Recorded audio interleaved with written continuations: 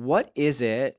Just and again, this is something I think maybe that's implied or learned or whatever, but we carry it in.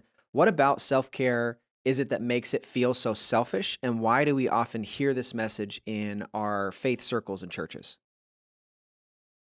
Well, this is definitely an important topic to me. And I think part of that is I grew up with kind of with that, with a belief system around being other centered, self sacrificing. And sometimes that was confusing to me of like, what does it mean to take care of me? And am I always supposed to put other people's needs ahead of myself? So I would call that a lifelong journey when you Mm, start to say, okay, what are the things that were modeled to me or taught to me, and are they true? And when I say are they true, then do they produce things that are healthy? Do they produce the gifts of the spirit, right? Do yeah. they produce more love, joy, patience, gentleness, kindness in me? So I think starting with our belief system of really what do I believe about self-care.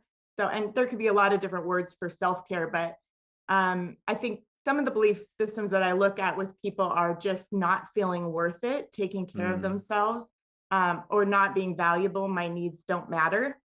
And so if we grow up that way, or if we're modeled that, or in the church, if we think, I always have to put other people ahead, that's what Christ would do, is put other people ahead. yeah. I was thinking of a song I learned really young that was JOY, tell you what it means: Jesus first, yourself last, others in between. Yeah. I'm like, I'm not sure that's a really, the full picture. Yeah. It's not that it's, completely off, but I don't think it's the full picture, because if we're always putting ourselves last, then we're not doing the love others as we love ourselves, right? I love Hmm. how that scripture says, I have to love myself first to be able to give out and to love others. So really it's looking at our belief system and sometimes cracking it open a little bit and saying, is this helpful? Is this really helping me to have the kind of relationships, the kind of recovery, the kind of life that is God honoring?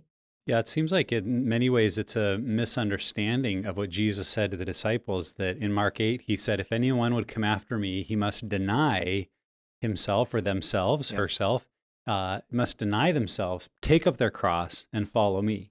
And that's a beautiful verse. And, for many years, I kind of thought of it as my life motto. It's all about Jesus and Yep. it's not about me. Right. And there's truth to that. But when we apply it to meaning anything that's good for me, anything that's healthy, that's really a misunderstanding because I think Jesus there is calling people to lay aside selfish ambition, to lay aside, power and control and building their own kingdom. Hmm. Because that's really what the context is about, is Peter who's trying to say, no, Jesus, your kingdom shouldn't be about you dying. It should be about, taking the throne and we'll go with you. And all he had all these kind of dreams, I think, of this grand earthly kingdom where he was going to be a part of the Hmm. power and control system.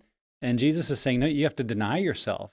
And so there's truth in that. But when we extend it to meaning I can't have anything good for my life, for my body, then we're really misunderstanding what he meant there.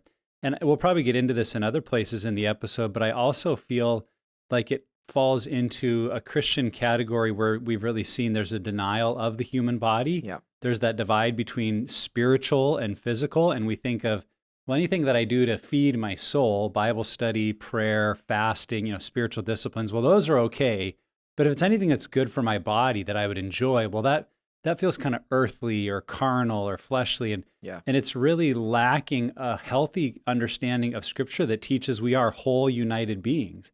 And if something truly is good for our bodies, good for our physical life, good for our mental health, that's also good for our spiritual health. It's all, Yep. as our Yep. friend Rodney will so often say, it's all spiritual. It Hmm. is all spiritual if we're caring for our body in a way that leads to, like you were saying, Tracy, the fruit of the Spirit coming out of us: Yep. greater love, greater joy, Yep. greater patience, greater peace. And so I think we need to address the myth honestly. Yeah, I think a couple things that came to mind, like for me growing up, it was a fear of the perception that I was like prideful or all about myself.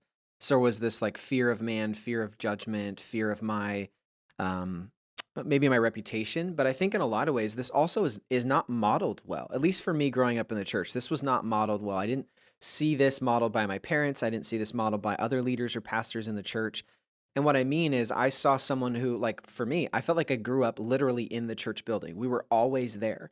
And again, this isn't something where I'm blaming mom and dad. I think in a lot of ways it benefited me.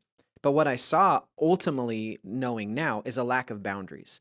Like it was a lack of self-care, margin, a lack of boundaries, just always serving other people, always sacrificing ourselves for the benefit of others, and never pouring into ourselves. So again, I think a lot of us, that whole like caught and taught thing, I don't think most of us anyway, were taught that self-care is bad, but we caught that from our caregivers or from our church leaders, whatever it may be. But I just think it's just not modeled well.